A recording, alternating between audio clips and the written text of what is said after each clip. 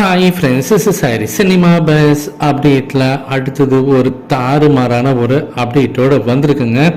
So எப்போதுமே ரஜினி சாரோட படங்கள் தான் பாக்ஸ் ஆஃபீஸில் நம்பர் 1 பொசிஷனில் பிடிக்கும். நம்ம அதை வருஷம் பார்த்துருக்கோம். போன வருஷம் ஜெயிலர் திரைப்படம் தான் தமிழ் சினிமாவில் ஹையஸ்ட் வசூல்.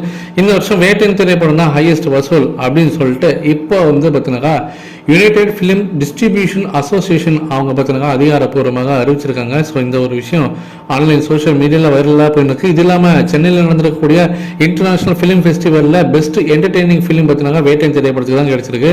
ஸோ 2024 வருஷத்துக்கான அதிக வசூலும் வேட்டையின் படம் தான், பெஸ்ட் என்டர்டெயின்மெண்ட் மூவியும் வேட்டையின் படம் தான் அப்படின்னு சொல்லிட்டு நான் சொல்லிங்க. ஸோ அதுக்கான அங்கீகாரம் நமக்கு கிடைச்சிருக்கு அப்படின்னு தான் நம்ம சொல்லணும்.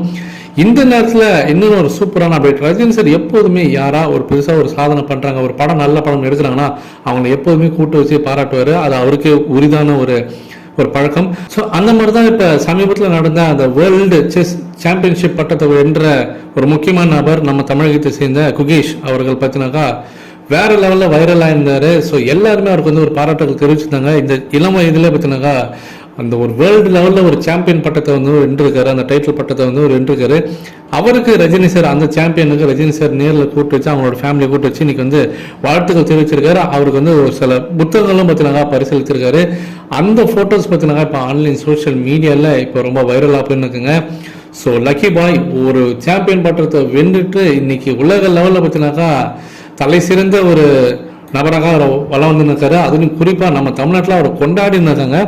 குகேஷ் அவர்கள் பார்த்தீங்கன்னா கொஞ்சம் நேரத்துக்கு முன்னாடி அவர் ஒரு ட்வீட்டும் போட்டிருக்காரு. அவர் என்ன சொல்றாருன்னா, ரஜினி சார் கூட இருக்கக்கூடிய இந்த புகைப்படத்தை அவர் ஷேர் பண்ணிட்டு, thanks super star Rajinikanth sir for your warm wishes and inviting spending time and sharing your wisdom with us அப்படின்னு சொல்லிட்டு அவங்க அப்பா அம்மா கூட இருக்கக்கூடிய அந்த புகைப்படத்தை அவர் வெளியிட்டிருக்காரு.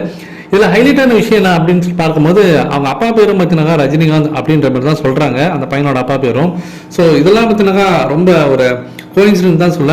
இதில் இன்னொரு சிறப்பம்சம் என்னன்னா, இந்த பையன் அந்த ஃபைனல் மேட்ச் ஜெயிச்சது, அந்த அவார்டு அந்த டைட்டில் ஜெயிச்சதும் பார்த்தீங்கன்னா ரஜினி சாரோட பிறந்தநாள் அன்னைக்கு தான், 12/12 அன்னைக்கு தான் அந்த அவார்டை அவன் ஜெயிச்சான்.